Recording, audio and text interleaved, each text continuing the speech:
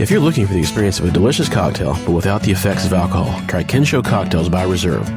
These ready-to-drink beverages are made with premium botanicals and natural citruses and spices, giving them the flavor and finish of high-end mixology. Garnish with limes, cherries, or raspberries to complete a bold and sophisticated cocktail, all without the accompanying hangover. Go to rsrvcollective.com and use promo code CinemaVino, and you'll receive 30% off everything on that purchase. It's the biggest discount you can get, and it's exclusive to our promo code. Once again, that's rsrvcollective.com, promo code CinemaVino.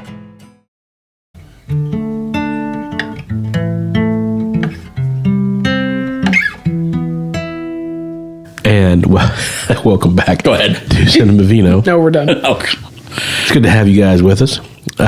We got Sean Jordan. It's okay to be here. It's all right. Travis Budd. Hey, I'm sorry, I stole your clap. Clap stealer. I'll give you the clap. Yeah. You'll give back? All right. Yeah. So we're going to finish up our Indiana Jones trilogy with Indiana Jones and Last Crusade. Chickpea on your The face. last movie in the installment. Yes. It's like, everybody out there is like, yes, there was a part 4 and a part 5, and say what you will about whatever opinions you may have about those. I feel like the first 3 movies in this series form a nice little self-contained trilogy. They do a good job of a tight 3. Mm-hmm. Yeah. And, they were of an era, it completes the arc. Yes. So, and they could have left these 3 movies as is, and it would have been just fine. So, we're gonna evaluate them as such. We are drinking because a good chunk of the first part of this movie takes place in Italy.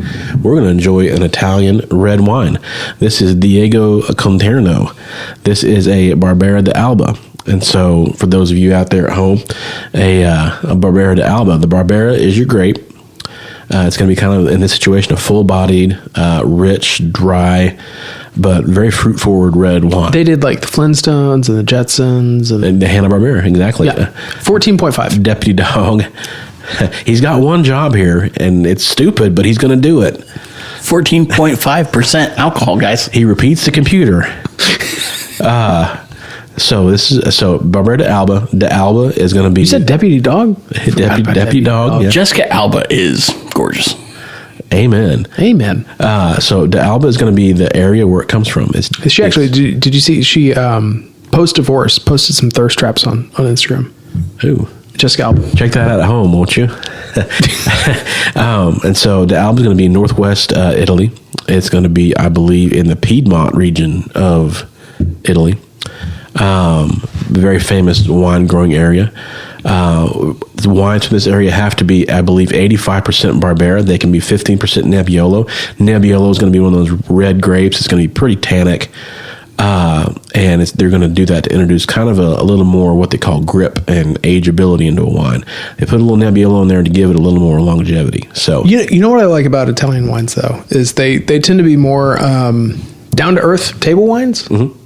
Less pretentious like the French that like to really age and be big, bold beasts. Like that one? Like that one. Okay. All right. But yeah, this is a good $20-ish wine. 2021. It's drinking really good right now. But yeah, when you're watching Indy in Venice and you're looking for a good Italian wine, I would recommend a Barbera d'Alba. You can get a pretty good deal on them still. I thought he was in Florence. It is delicious. Is he in Venice? He's in Venice. Oh, okay. What's the price point? 20-ish, yeah. 20-ish? What was the other one? I don't remember. They're both around 20. I try to keep it around that price range, until we have to, pay our dues with these, wonderful tariffs. It's patriotism tax. Exactly. I'm going to start making, toilet wine. Yeah. Sell that for $20 a bottle. Yeah, buy that for $1. Yeah. But yeah, I try to keep things around $20 usually for the podcasters. Because I know that if you're looking for a wine, you think our listeners are poor? It's not. I'm not talking necessarily. You think they're stupid? Travis, Todd's poor. That definitely, 3 kids. Do you know what the budget is for this podcast? We're on a shoestring. But I think he has a family. Exactly. The end of his shoestring is called an aglet, a little plastic. Huh. And so I try to keep things kind of within a reasonable budget for people. If you're watching a movie, you probably don't want to spend a whole lot of money. You're just looking for something fun to have. And so I try to keep it around. What's the most you would reasonably spend on a bottle? For you personally, if you were going to buy a bottle to enjoy, special occasion, how much money are you spending? Special occasion, at restaurants, which is a whole different ballgame. No, not restaurants. Okay, at home. It depends on the occasion. It depends on the level that we're talking about. We're talking about like an anniversary. Like, for example, my wife and I have our 10-year anniversary coming up. I mean, I would spend over 100 on that. I'd definitely go with triple digits. Mazel tov. Yeah. I wasn't invited at the wedding, so. This was back in the day. It was an era, it was a different, it was a time period. $100 is like your celebratory dollar point. I could definitely go over. It depends on what we're buying, but I mean, I could justify, spending that on a champagne, especially for a situation like that. If it's just, a date night or whatever, I mean, 30, 40 is easily doable. Can I be honest? High-end champagne is like the last thing I would spend money on. Yeah. Personally. Me personally. I just don't get the appeal of high-end champagne. If you know what you're buying, I mean, for most like special occasions, you can find something cheaper that's not. Yeah. I enjoy like a $20, like a cava. Yeah. Like a Grey or whatever. Yeah. Can I jump in here and ask, because I don't know if we've ever discussed it, but when you're watching a movie at home, is there a particular snack you are snacking on?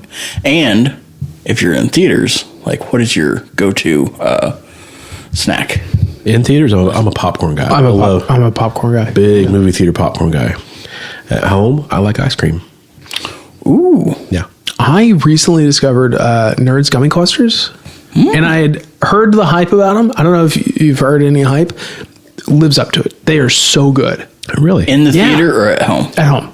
Oh. They might offer them in theaters. I don't know. Yeah. But I'm not, I don't know. Theater-wise, I'm not I don't do soda, and like water is way overpriced at theaters. Like, honestly, you should be able to bring your own water bottle. Yeah. What's that? Sneak it in, yeah. You've seen the size of my water bottle. It's huge. Like, Yeah. I'm not sneaking this into a movie theater. Yeah. I know you don't do small. You do everything big. I gotta go big. Yeah. But yeah, no, popcorn's my go-to. And is your ice cream, is it in a tub or are you in like Ben and Jerry's? Well, baseball helmet. I do enjoy Ben and Jerry's Tonight Dough. Ooh. But I also like a good M&M ice cream sandwich. It's nice. Yeah. Have you ever the Snickers ice cream bar? Yeah, that's good too. That's real good. Oh yeah. Twix makes a really good ice cream They bar. do. Yeah. Ooh, I have not. You can get those at QT. Oh. Yeah. Oh. That quick trip for those of you. The old around quick the trip. world. Yeah.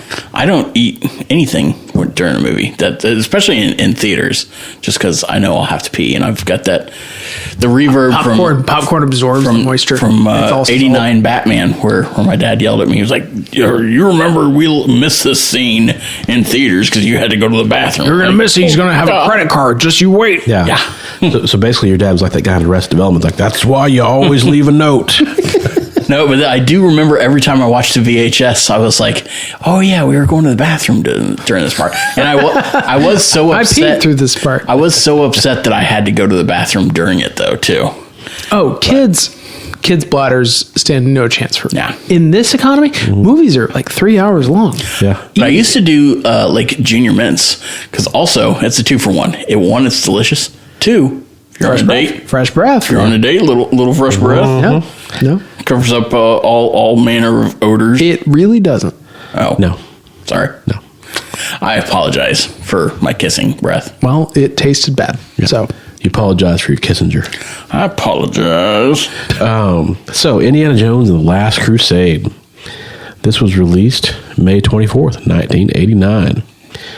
This grossed $475 million against a $50 million budget. This had by far the biggest that is budget a hefty return. for that. Yeah, it's a huge return. It's a big budget all around. Did it cap out 1989? Number one? It was the highest grossing movie worldwide in 1989. And Alison Doody played Elsa Schneider. She did.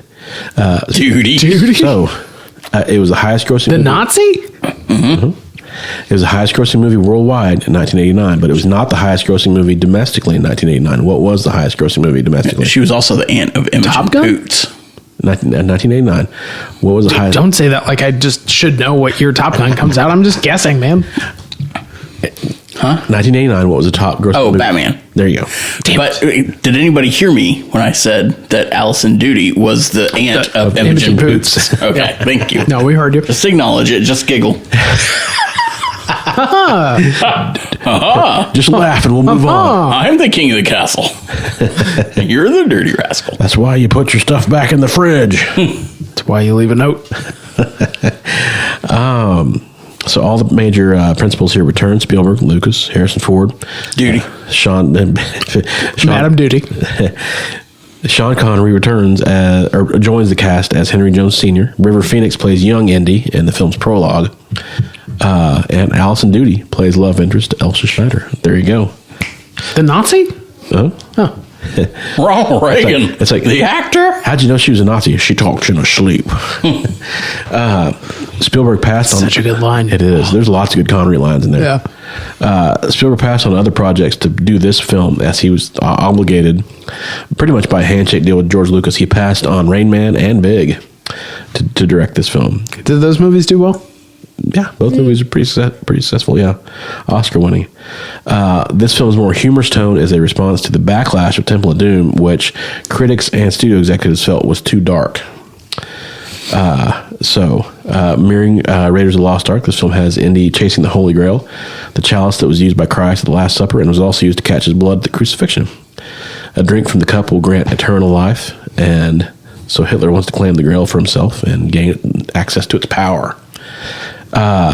So we'll do the same questions as before. So Sean, when did you see this first?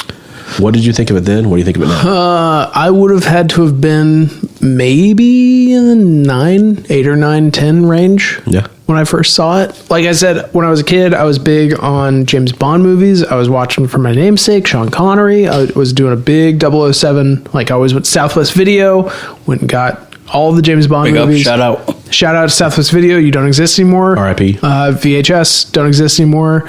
I keep thinking you have a super sweet stogie in your hand. I'm sorry. It'd be awesome. It'd be sick. Just taking big pulls. Cigar. We need to do that sometime. Do we? No. So I think it was a natural transition. I started watching just anything Sean Connery was in. Right. So Last Crusade. And you don't have to watch these 3 movies in order because they are not in any sequential order. There's no like natural arc to them. No. So I think probably as a kid for the longest time, I had no idea what order they were supposed to be watched in. Yeah. I just watched The Last Crusade and I thought it was fun. I thought it was great. It doesn't have as many like kid appeals as Temple of Doom. I feel like Temple of Doom has more childlike appeal. Yeah. Raiders definitely has more childlike appeal. Yeah. But I just enjoyed it. It's a fun action movie. I mean, it's, there's a lot of action beats. Like you said, it just kind of has a lot of good momentum. It keeps moving. Yeah.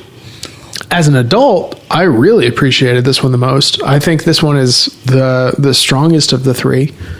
Sean Connery's role is great because you kind of get some dents in the armor of the Mary Sue character of Indiana Jones. Indiana Jones is very much like he's handsome, he's smart, everybody wants him, everybody wants to be him. He's George Lucas's Mary Sue. Yeah, exactly. Yeah. And with this, you kind of get okay, you see where he's coming from, you see his origins, and you kind of see like his flaws. You see some of his flaws. Did I tell you to wash up, to brush behind your ears? I taught you self-reliance. Yeah, I pushed you out of the nest. I was a great dad. Yeah. Pusher. Pusher. Push it real good. What was that? Yeah. Push it real good. Yeah. Push it real good. For those of you on YouTube, I'd advise turn on your subtitles right about now.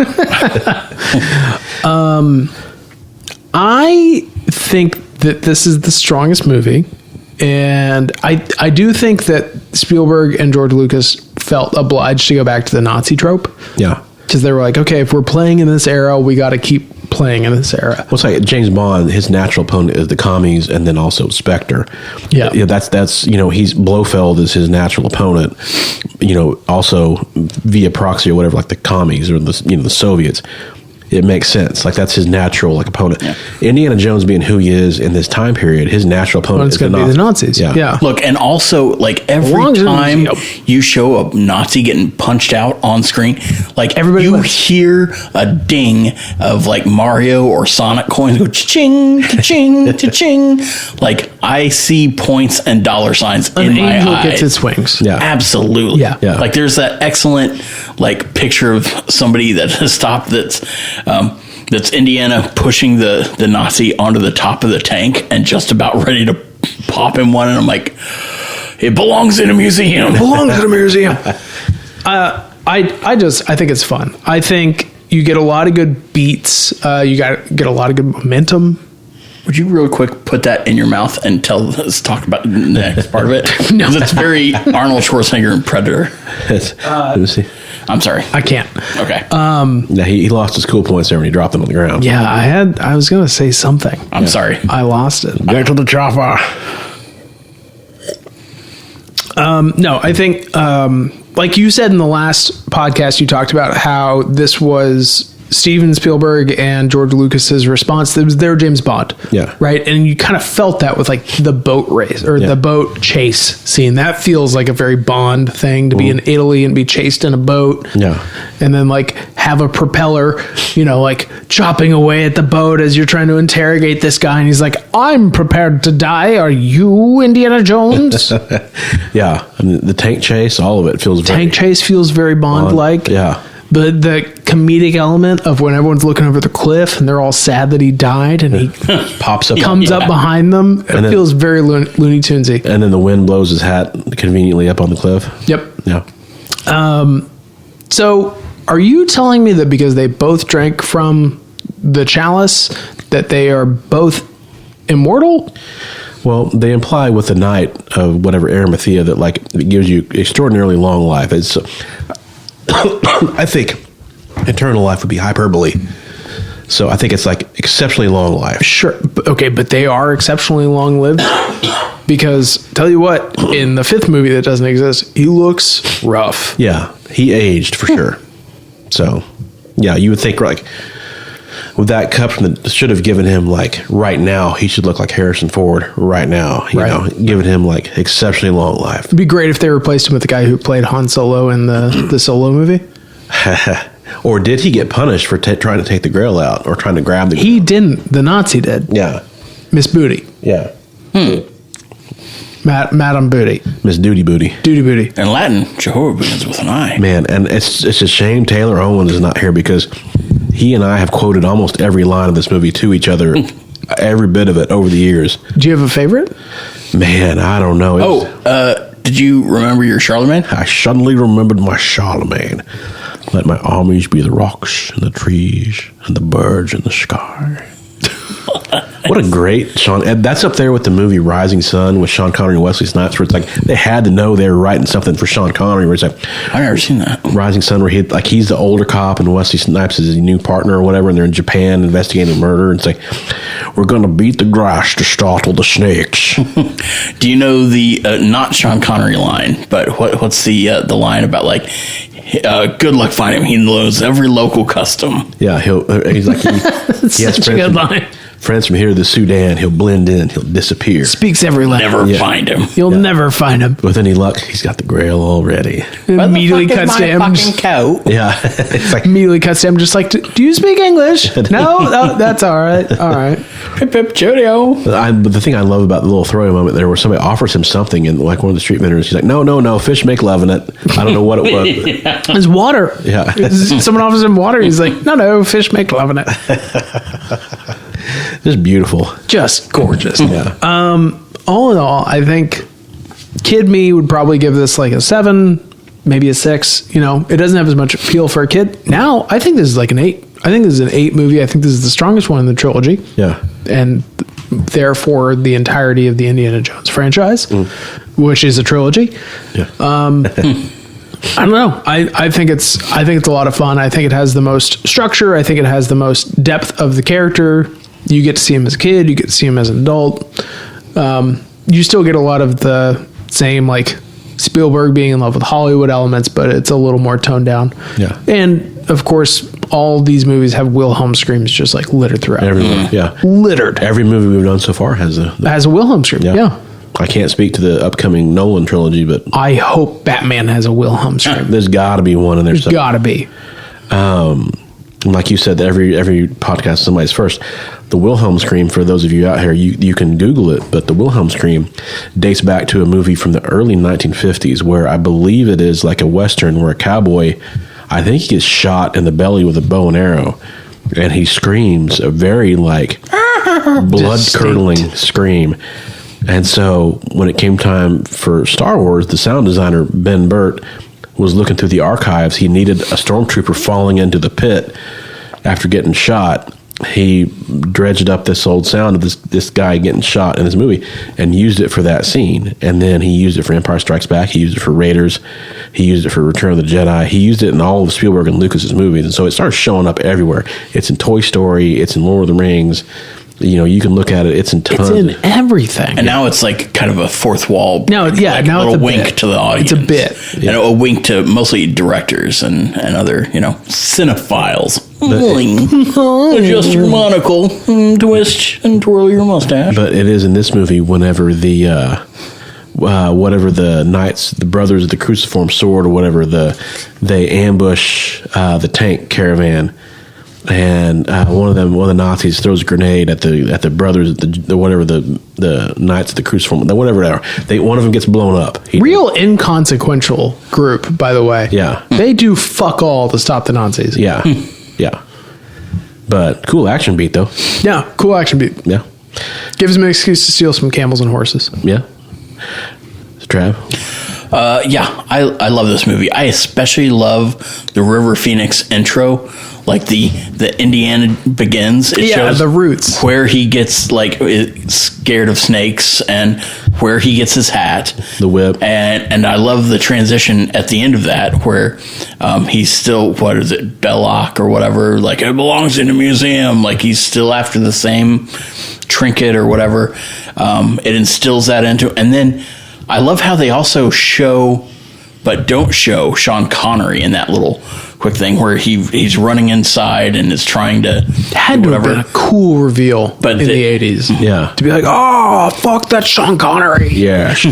But they just don't show him at all. He's off in the background or whatever. Sketching. I love Little that. drawings. And I love that we get John Rhys Davies comes back. Does a little. Is there another snake gag later on in this besides the River Phoenix one? I can't remember. No, they like you said, they rhyme with it whenever Indy's dad's afraid of rats. Yeah. Yeah. Oh yeah, that's true. But I also I love.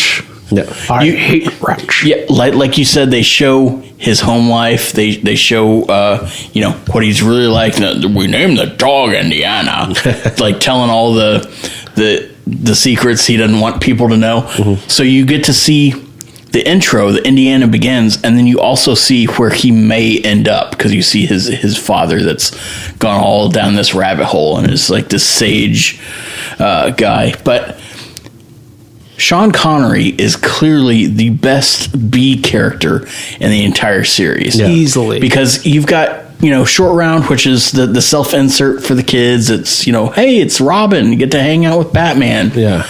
Or you've got, in the first one, you've got the love interest and they're, together trying to battle the Nazis, or he's trying to save her.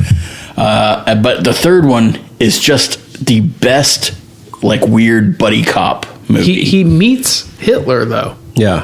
Gets his autograph. Yeah. Yeah. Which is an awesome throwaway scene. Just ridiculous. Yeah. So close. Yeah. And I love, again, Spielberg's a movie nerd, so he is paying reference to Leni Riefenstahl, who was Hitler's documentarian, and she did Triumph of the Will, which was like, again, it was like this glorious, like glorifying Hitler type situation, like what you see here. And I believe he shows in this scene a female filmmaker who's supposed to be Leni Riefenstahl filming that sequence. But it was like, she came up with all these pioneering techniques.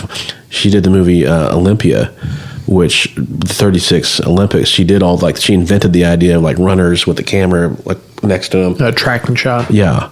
She came up with all these pioneering things, and ultimately it was a huge controversy later when they gave her like an honorary Oscar, even though she was known as Hitler's documentarian. Okay, yeah, she was a Nazi. Yeah, she was a Nazi. That's a valid criticism. And she lived to be like 103. And so, it was the big thing of like, she did a lot to further filmmaking, but she did it working for Hitler, But they did a lot to further rocket making. Yes. But if you look during the sequence when they're in Berlin, you'll see a woman like directing like a film sequence, and it's supposed to be Leni Riefenstahl. And so basically it implies that this is supposed to be like a triumph of the will type, big Nuremberg rally that Indy and his dad stumble into. So, and obviously the Indiana Jones, I love like the little bit of fantastical elements that only come in at the end in the third act. Yeah. That the first movie you had, the Ark of the Covenant, they actually blow it off. It melts the dude's face, all the little wispy, all of the wispy. Who knows what that camera angle is going to be? All of the wispy ghosts show up, and then you have the sequel or the Temple of Doom, where the heart gets ripped out and all the crazy diamonds are glowing, and then this one you have like an aged knight, and they're looking for the cup of a carpenter, and it's just washing away wounds and all this. Like, I love the dungeon delving stuff. Yeah, where they're doing deep dives. Well, it's like this one's great. I would also go along with Sean. This is a solid 8. I think for me, Raiders is better because I've seen that one when I'm getting drunk, drinking beer. I need to get drunk and watch Last Crusade. Yeah, amen.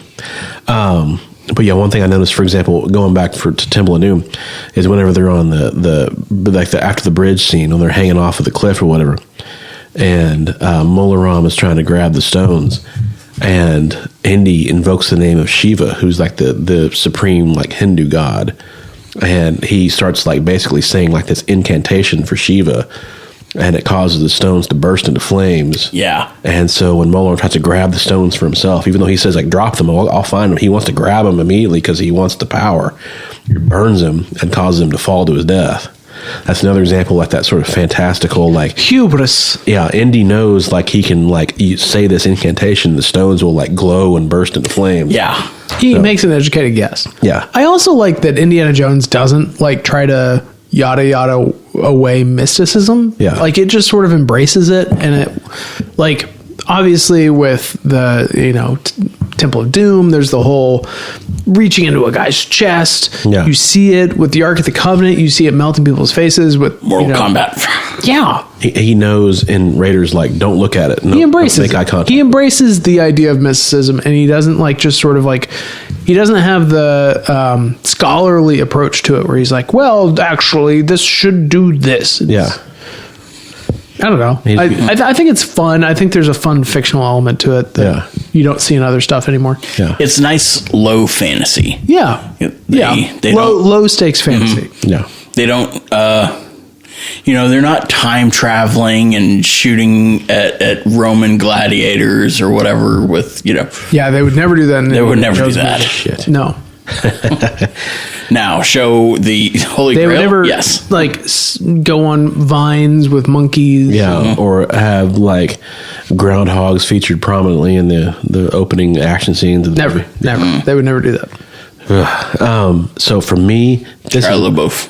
Yeah, or feature Shia LaBeouf at all. That's Hey, you take that back. you've jumped the shark when you got Take that back about Shia LaBeouf. Beans from Evenstein's. He's not Beans. Is he not Beans? No, Beans is another character. Okay. He was excellent in Holes. Yeah, he was great in Holes. Yeah. You know they're doing a All gender bent. gender bent recast. Yeah, I mean, Another band I name. think it's gender bent recast. I think it's a perfect film. I don't really think you need to change it. I mean, I don't care. So Holes. But Just Holes. just Holes. So to me, this is like classic Indy. He's fighting Nazis. There's booby traps. There's Booby Traps. chickpea on my face. You son of a bitch. and for those of you at home, I'd really like to try to give Travis the giggles right now, but we'll move on. Booby? Mm-hmm. Imogen Poots? Yeah, Imogen Poots? Allison Duty. Allison Duty? But I love the aspects of he has to make a leap of faith in the cave. He has to, in the Latin alphabet, Jehovah begins with an I.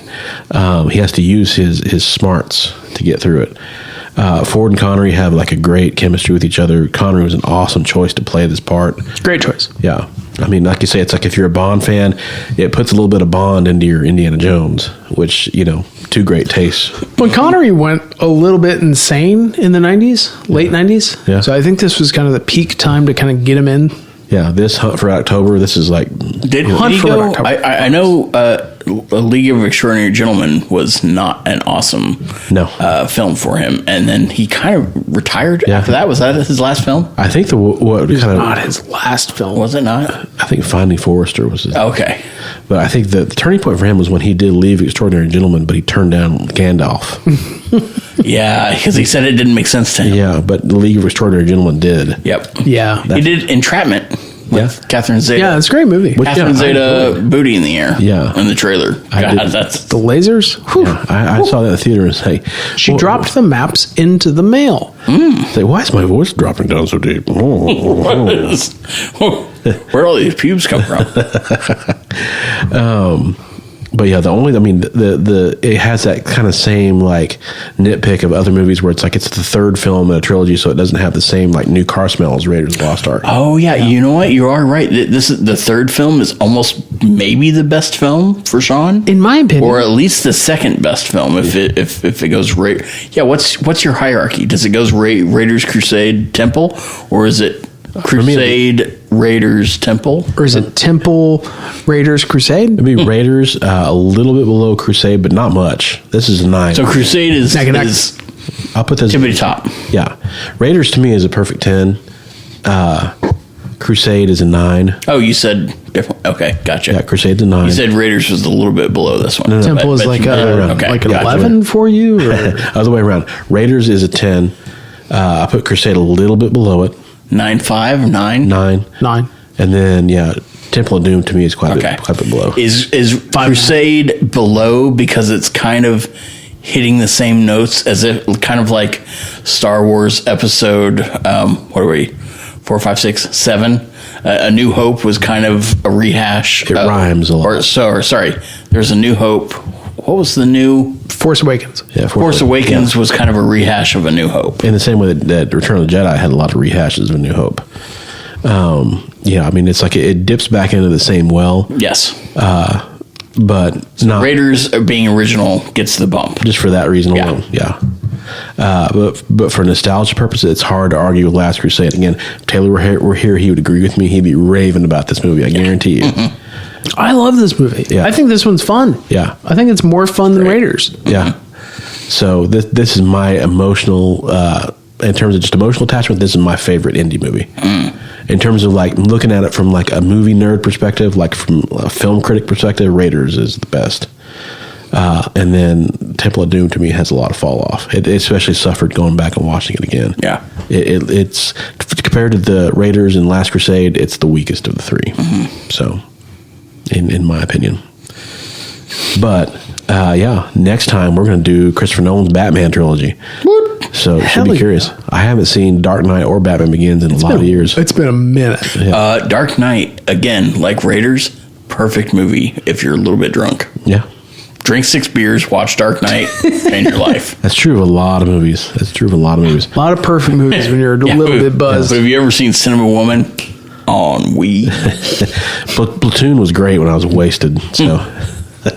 Okay, Platoon was good when I was sober. Yeah, it was. Take you a 3-beer shower and sit down and watch Dark Knight. Yeah. How am I going to watch a movie in the shower? How long does it take you to drink 3 beers? Just for the viewers at home. I mean, I guess not long. What kind of beers are we talking? What are you drinking at home? Modelo? How long is that Yeah, I like Modelo's. But yeah, we've had, whenever I would be sitting over at Todd's back when he was a bachelor. 10 years ago, we established that. Is that Todd would be like, I'm going to do one more drink. And I would know that's about 30 minutes. and then he would be like, some other nights he would be tired. He's like, Travis, I think I'm going to go to sleep. I was like, dude, I'm going to do one more beer. And that's like 7 minutes, 10 minutes. Or the first beer is always the fastest, though. Yeah. The first cut is the deepest. Well, it's like, how for me a beer is playback at normal speed. A Travis beer is like where you get it up to 1.5, maybe 1.75. The first one just tastes so good, and half of it's gone like that. Yeah. And then, It depends on if you're in the pool. Mm-hmm. If you're in the pool, then a beer goes real fast. Yeah. But you hop in the shower, you take your razor in there with you, get it right, get it tight. You take a razor and 3 beers? Okay. Yeah. Well, your face razor.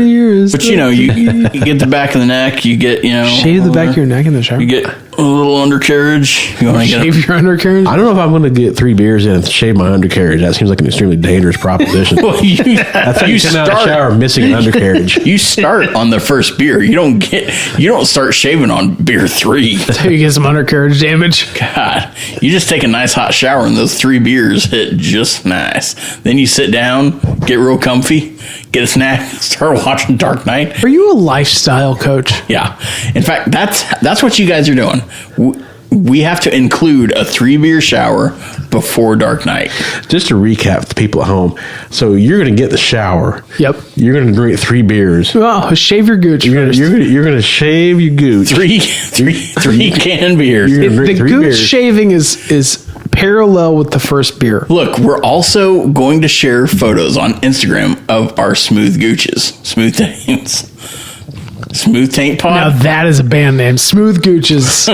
Smooth Gooches. And then that is a jam band if I ever heard it. Once you emerge good and drunk with a smooth gooch, you're going to watch Dark Knight.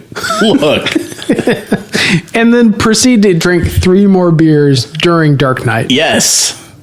This guy gets it. Yeah, no, I know what I'm doing. Anyway, you don't have to shave while you're in there, but you can't get out of the shower until you finish 3 beers. So you take 3 beers with you into the shower? Yes. Okay. I don't understand why this concept is so hard. Do you preheat the shower while you're drinking the first beer? Oh, you just jump in cold. Oh, well, I mean, yeah, you run it and get it to your gooch a lot harder, and you get it to cold your shower. desired temperature. But you take 3 beers again, not bottled, no glass. Same rules as the pool. Obviously, no glass around the pool. Glass, yeah. You take 3 canned beers. Yeah. You put them in your soap dish, and then every time you open one, like if you're close enough, depending on your shower, you can either put your spent soldiers back up there, or you can slide open the shower and then just throw them in the sink. It's been another episode of Anyway, we're going to do a 3 beer shower before we watch Dark Knight. Yeah. God, think of if we just did this at somebody's house. We all got in the shower. We took 9 beers in there. Together? Yeah. Yeah. Like we all got in the shower together? Actually, if Taylor would buy a fucking hot tub, we could just sit in the hot tub, drink 3 beers, then get out and watch a movie. With Taylor, we just need a 12-pack. Do you guys have a shower that we could all fit in? I'm sure we'll make one. Here. We'll get real friendly. I don't think the 3 of us could fit in my shower. I've got a backyard and a hose, so well, I've got a Spider-Man splash pad. 3 beer hose bath. Yeah, I've got a Spider-Man splash pad. We'll get back there and slip and slide. Sit on that Green Goblin. Hell yeah. Crocodile Mile. Yeah, you get a 3 beer Green Goblin shower. Mm-hmm. Oof. So we thank you guys very much for joining us. Calling to me. Drink my beers. Tune in next time. Next week we will be off for the week, but then we're coming back with the Chris Nolan Batman trilogy.